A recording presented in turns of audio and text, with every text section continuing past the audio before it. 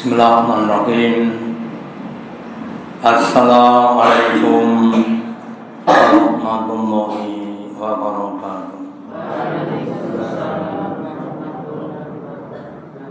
Alhamdulillahilladzi at'amana bi nikmatil imani wal islam. Asyhadu an la ilaha illallah wahdahu la syarikalah wa asyhadu anna Muhammadan abduhu wa rasuluhu la nabiyya wa la rasula ba'da. Allahumma shalli ala Muhammad wa ala ali Muhammad kama sholaita ala ali Ibrahim innaka hamidum majid wa barik ala Muhammad wa ala ali Muhammad kama barakta ala ali Ibrahim innaka hamidum majid.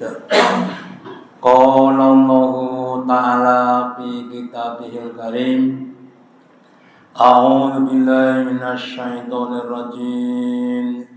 Ya ayyuhalladzina amanu ittaqullaha haqqa tuqatih wa la tamutunna illa wa antum muslimun.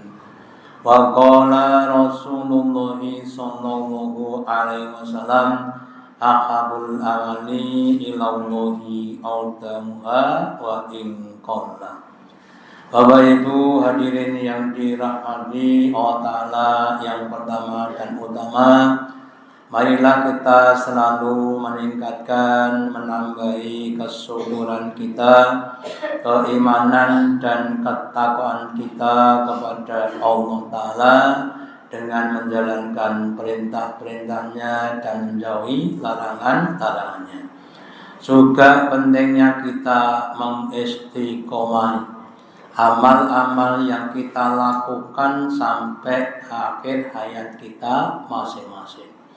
Kenapa? Karena Nabi bersabda ahabul amali ilallahi awdamuha wa in qalla. Amal yang dicintai Allah itu adalah amal yang mudawamah, amal yang istiqomah, amal yang kontinu terus-menerus meskipun jumlahnya cuma sedikit. Jadi kalau kita bisa untuk mengamalkan suatu amalan dengan istiqomah, maka itu adalah amal yang dicintai Allah, yang kalau kita amalkan maka Allah akan cinta kepada kita. Dan semoga kita semuanya termasuk hamba-hamba Allah yang mampu dan mau diberikan Allah Ta'ala keistiqomahan dalam hidup kita sampai akhir hayat. Amin. Bapak Ibu hadirin yang dirahmati Allah Ta'ala, meneruskan judul kita atau materi kita tentang rezeki. Kalau dulu saya sampaikan bahwa rezeki itu adalah ghaibiyah. Menurut Imam Maliki bahwa rezeki itu sudah ditetapkan Allah Ta'ala. Kita cukup bertawakal kepada Allah Ta'ala dan kita hanya melaksanakan tugas-tugas kita ibadah kepada Allah Ta'ala. Maka rezeki kita akan didatangkan kepada kita.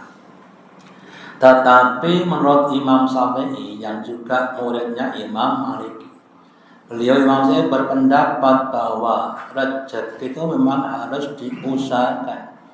Dia mengibaratkan seekor burung.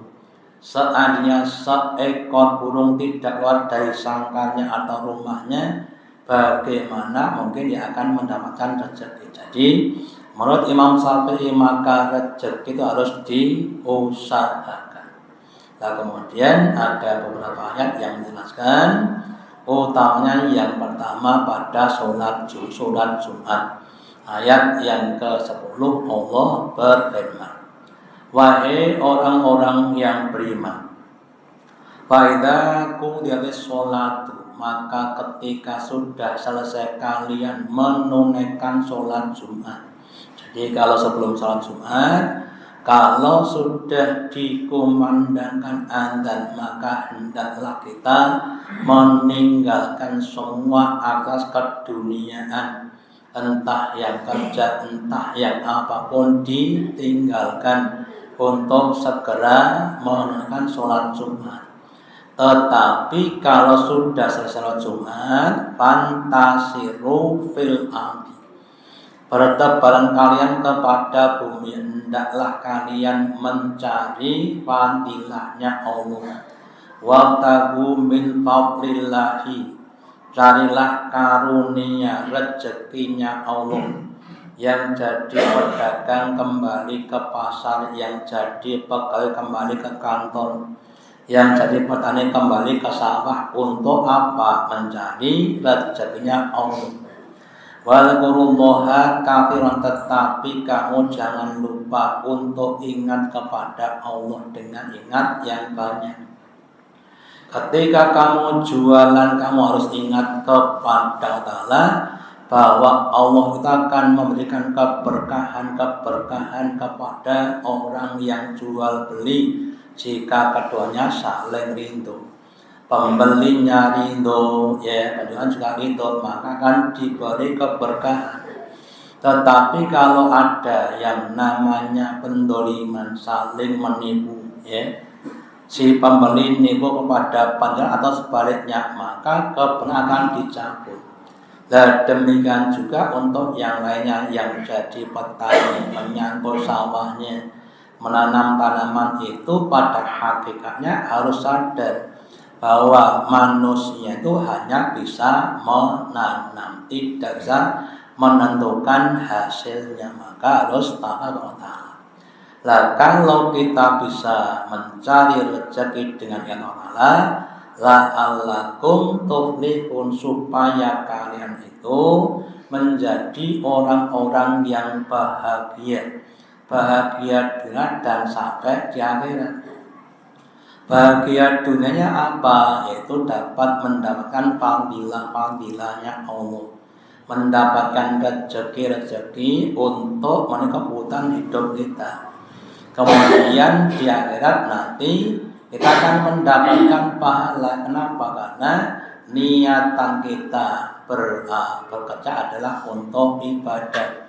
Kita jualan di pasar, kita kerja di kantor, di pabrik, itu dalam rangka untuk menunaikan perintah Allah, yaitu untuk bekerja. Makanya Bapak Ibu, siapapun termasuk saya yang bekerja untuk mencari maisha, itu harus niatnya dengan niat ibadah.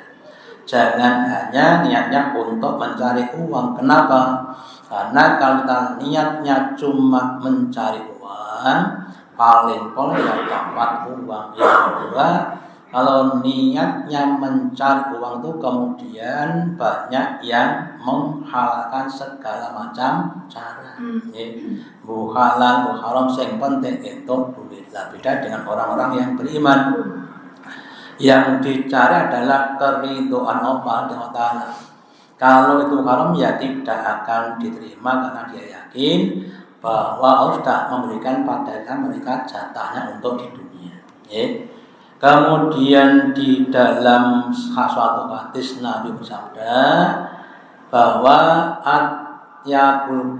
bahwa ketika Nabi ditanya tentang anil kasabi mana usaha yang paling baik, usaha apa yang paling baik, kemudian Nabi bersabda usaha yang paling baik adalah amal rajuli biyadihi, yaitu amalan atau pekerjaan seseorang dengan tangannya. Dia mencangkul sawah, dia jalan di pasar, kemudian mendapatkan kenikmatan atau mendalam maisha, itu adalah sebaik-baik usaha dibandingkan dengan kalau diberi.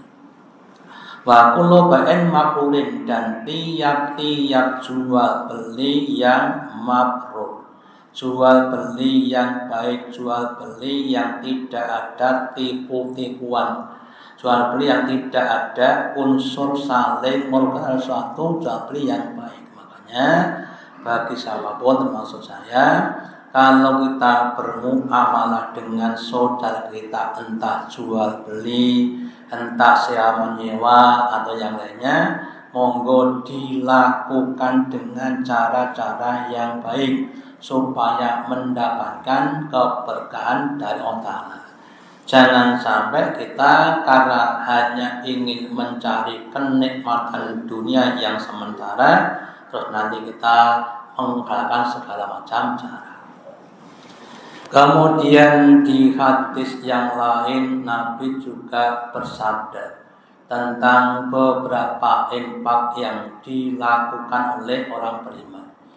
Dinarun anfaqtahu fisabilillah. 1 dinar yang kau infakkan di jalan Allah. Wa dinarun anfaqtahu fi raqabatin. Dan 1 dinar yang kau infakkan untuk memerdekakan budak. Wa dinarun tasaddaqta bi ala miskin. Dan 1 dinar yang kau sedekahkan kepada orang-orang miskin. Wa dinarun aqtau ala ahlika. Dan 1 dinar yang kau infakkan, yang kau belanjakan kepada istrimu. A'dhuma asrun, yang paling besar pahalanya alami anfatau al-ahlika, yaitu yang kau infakkan untuk ahlimu. Kalau Bapak Ibu, kalau kita ketahui bahwa orang yang infak di jalan Allah itu pahalanya minimal 700 kali. Allah berfirman bahwa orang-orang yang infak di jalan adalah seperti habatin ambatat sab'ana sabilah. 1 biji yang tumbuh 7 tangkai. Setiap tangkai itu akan tumbuh 100 biji, berarti 700 kali. Bahkan akan dilipatkan dengan lipatan yang lebih banyak. 1 dinar yang digunakan untuk memerdekakan budak. Barang siapa yang memerdekakan budak dari budak yang beriman, maka itu dapat menebus dirinya dari api neraka, di mana akan masuk ke dalam surga. Dan kemudian 1 dinar yang digunakan untuk membantu orang miskin, ternyata yang paling banyak itu yang kita infakkan untuk keluarga kita. Makanya bapak-bapak, kalau pas belanja garwane, monggo dengan niatan yang ikhlas. Sedikit ikhlas, banyak juga ikhlas, supaya dicatat Allah menjadi amal-amal soleh. Mungkin Pak Hubung, kalau kita hitung sejak kita menikah Pak, sampai sekarang kira-kira berapa ratus juta kita infak pada istri kita. Lah kalau kita niatkan dengan ikhlas, maka akan menjadi amal yang sangat-sangat banyak. Tetapi kalau niatannya tidak untuk akhirat, lah piye bojoku mosok ora tak blonjo, ya. Wis masakne aku ngumbahne klambiku mosok ora tak blonjo ya mesake.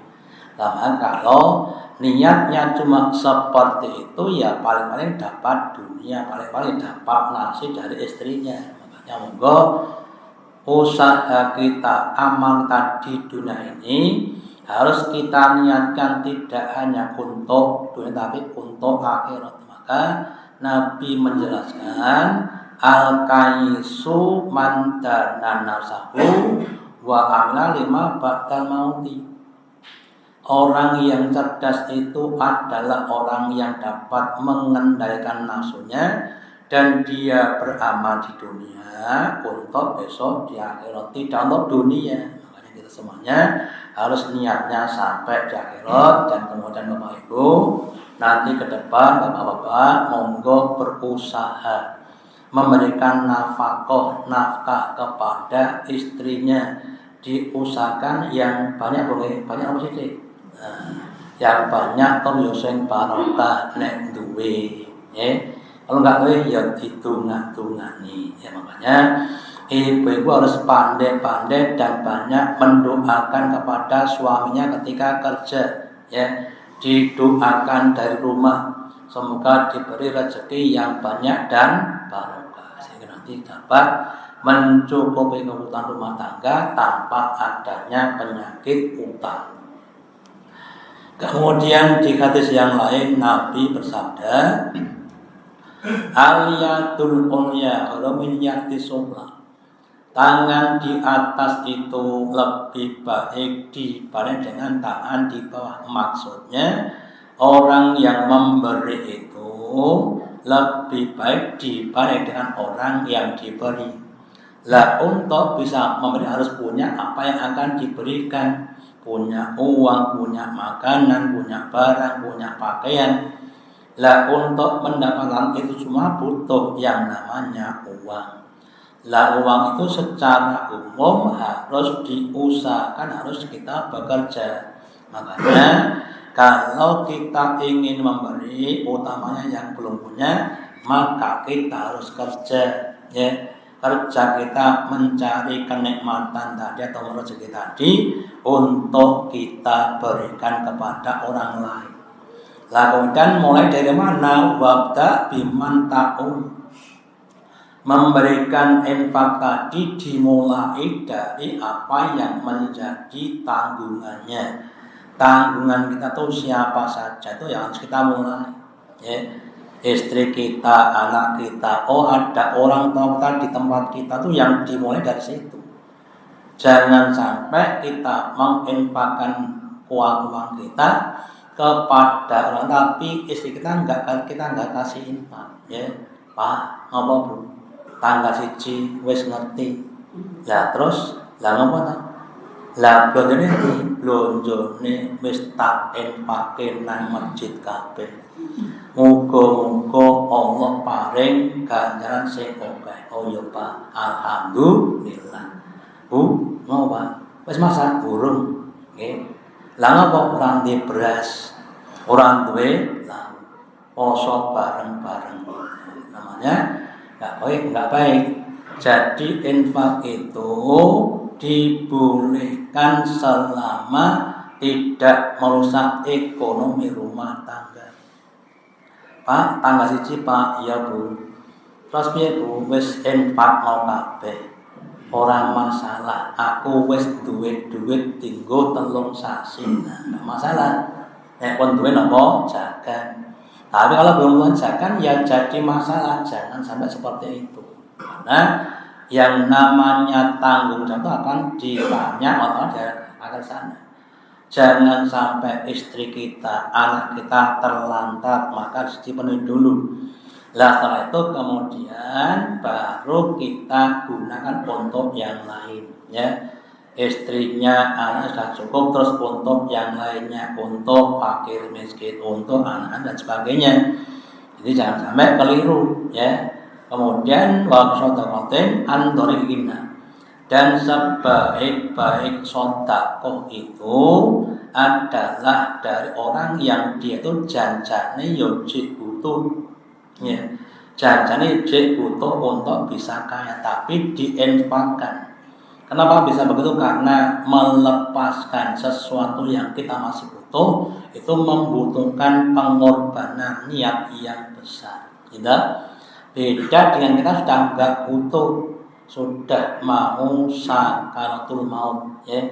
Rohnya sampai di tenggorokan, kemudian sawah tak wakofe. Padahal sudah sampai di sini itu enggak begitu baik. Lah yang itu kita masih sehat, kita masih butuh, tapi kita mau menginfakkan.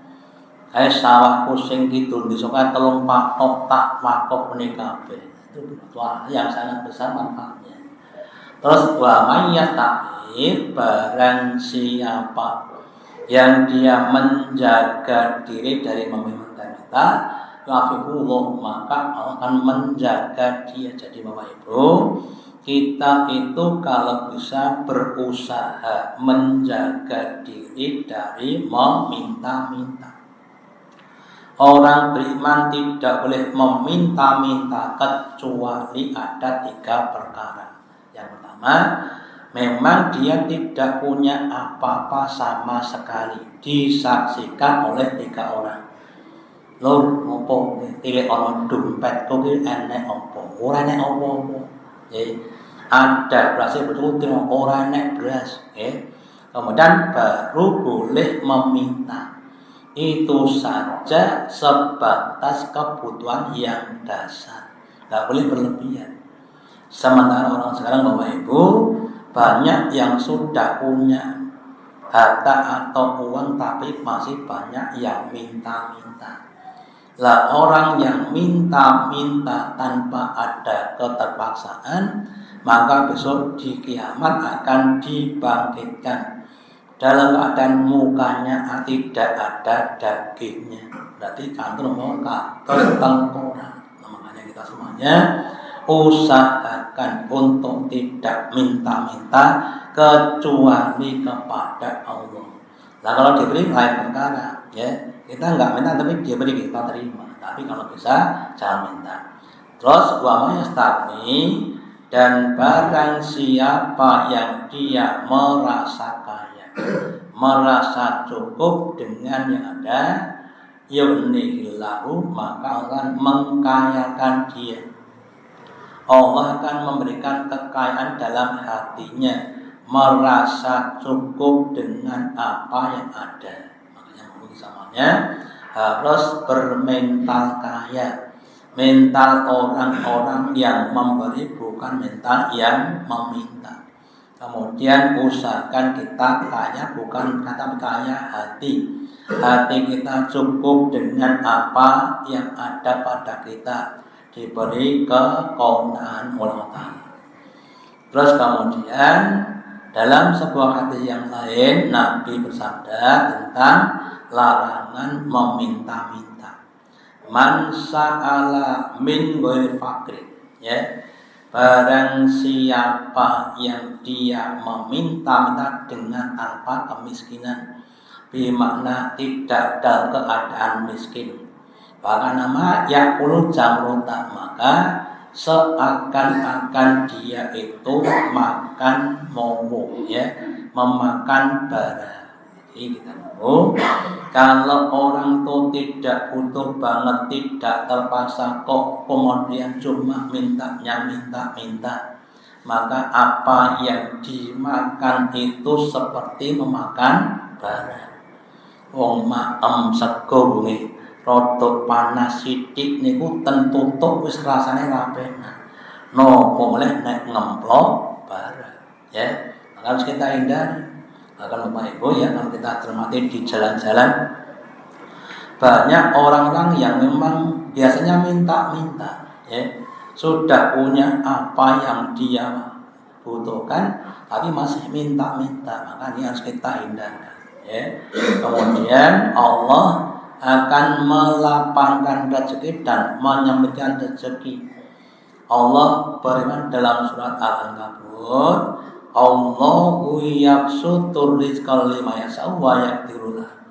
Allah tuh dan yang mampu, yang kuasa untuk menghamparkan rezeki bagi hambanya. Ada orang yang dengan sesuatu hal diberi rezeki yang banyak sehingga melimpah ruah sampai jadi orang kaya. Min ibati wayang terhadap, tetapi Allah juga mampu untuk menyedikitkan, menyampaikan bagi yang dikehendaki. Lah semuanya itu dalam rangka untuk menguji hambanya. Yang diberi rezeki yang banyak diuji kesyukurannya, syukur apa tidak syukur. Yang diberi rezeki sedikit untuk diuji kesabarannya, sabar atau tidak sabar. Makanya ketika kita mendapatkan rezeki harus waspada. Di balik rezeki itu ada apa? Ada ujian, ada fitnah. Sebagaimana yang dikatakan Nabi Sulaiman, hada min fadli rabbi liyabluwani aaskur am akfur. Rezeki ini adalah ujian dari Allah untuk aku. apakah aku termasuk orang-orang yang syukur atau orang-orang yang kufur? Makanya Bapak Ibu, kalau nih suatu saat kita diberi rezeki yang banyak harus waspada. Yang dilihat jangan hanya pada nikmatnya saja, tapi juga pada ujian yang ada di balik harta tadi. Lah orang-orang yang dia bisa bersyukur, Allah akan berikan tambah-tambah nikmat. La in syakartum la azidannakum. Jika kamu syukur, jika sedikit tambah syukur, akan ditambah Allah Ta'ala rezekinya. Tetapi wala in kafartum inna adzabi lasyadid. Kalau kamu kafir, ingkar pada nikmat, diberi nikmat semakin banyak tapi semakin jauh dari Allah, semakin tidak ke masjid, semakin sholatnya terlambat, semakin ngajinya kurang, boleh sibuk Bu shopping, maka akan diganti dengan apa? Dengan azab. Suatu saat pas makan keselak, kemudian nasinya masuk ke dalam paru-paru, itu jadi masalah. Ini kunetan dunia, makanya monggo harus waspada.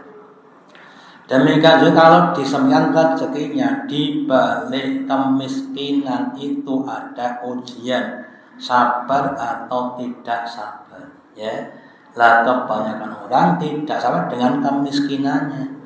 Lah supaya kita bisa sabar, maka yang pertama, lihatlah orang yang lebih miskin dibanding dengan kita. Makan lauknya apa? Lauknya sambel, alhamdulillah. Dibanding oleh wong sing segotok tanpa sambel. Raketan tinggi abang-abang lami bangke, alhamdulillah. Jangan sampai melihat pada yang di atas kita, itu yang pertama. Yang kedua Bapak Ibu, supaya bisa sabar, maka kita harus berusaha untuk memahami fadilahnya orang sabar. Orang sabar itu Allah akan berikan pahala tanpa hisab. Jadi pahala sangat banyak kalau sabar. Dan kemudian yang berikutnya, orang yang hartanya sedikit itu besok kalau dihisab itu dengan hisab yang cepat. Kenapa? Karena hartanya sedikit. Sementara orang-orang yang kaya besok akan banyak tertahan di pintu masuk karena banyaknya rezeki. Nah kemudian rezeki itu juga bisa membinasakan. Di dalam surat Al-Baqarah ayat 25 Allah berfirman, wa asbaghladina ta'awnahu makanau bil amsi. Kisahnya pada zaman Nabi Musa, ada orang yang namanya Qarun, Terus suatu saat Qarun itu pamer hartanya. Kemudian banyak orang yang melihat, kemudian salah satu dari mereka ada yang berkata, wah enak ya jadi Qarun, diberi harta yang banyak. Saya pengen seperti Qarun diberi harta yang banyak. Kemudian tidak lama Qarun dibinasakan di daratan atau di bawah daratan. Kemudian dia berkata, alhamdulillah saya tidak jadi seperti Qarun. Makanya Bapak Ibu, kalau kita melihat orang lain kaya, jangan sampai kita kepengin kaya hanya untuk menikmati nikmat dunia. Seandainya kita pengen kaya, tujuannya untuk bisa lebih beribadah kepada Allah. Yang dulu juga saya sampaikan, ada 4 orang. Orang pertama adalah orang yang kaya dan bersyukur. Orang kedua adalah orang kaya yang kufur nikmat. Orang ketiga adalah orang miskin dan pengen kaya. Seandainya kaya, dia ingin bersyukur. Orang yang keempat, orang yang miskin pengen kaya. Seandainya kaya, dia ingin berfoya-foya. Maka si orang ketiga tadi meskipun dia miskin tidak bisa syukur nikmat, tapi diberi pahala seperti orang pertama. Sedangkan orang yang keempat, ya, pengen kaya tapi hanya untuk nopo berbuat, maka dia tidak jadi kaya, tidak jadi menikmati dunia, tapi sudah mendapatkan dosanya orang yang berfoya-foya. Makanya kalau kita pengen kaya, monggo, tapi harus dengan niatan yang baik, supaya kita bisa infak, sedekah, ya, berkorban di Idul Adha, naik haji, umroh dan sebagainya. Jangan sampai pengen kaya hanya untuk menikmati dunia. Dan semoga Bapak Ibu kita diberi Allah Ta'ala rezeki yang halal, yang thayyib, yang dapat mendekatkan kita kepada Allah Ta'ala. Kemudian kalau kita kepingin diberi rezeki yang lebih, monggo ditingkatkan ibadahnya. Sedangkan yang masih menjadi pegawai profesi, monggo usahanya, pekerjaannya diniatkan untuk ibadah, jangan hanya untuk mencapai kenikmatan dunia. Demikian yang disampaikan, semoga ada manfaatnya. Allahumma taqabbal minna innaka antas samiul alim wa tub alaina innaka antat tawwabur rahim. Kita akhiri dengan doa majelis. Subhanallah wa bihamdika asyhadu an la ilaha illa anta asyhadu an la ilaha illa anta. Wassalamualaikum warahmatullahi wabarakatuh.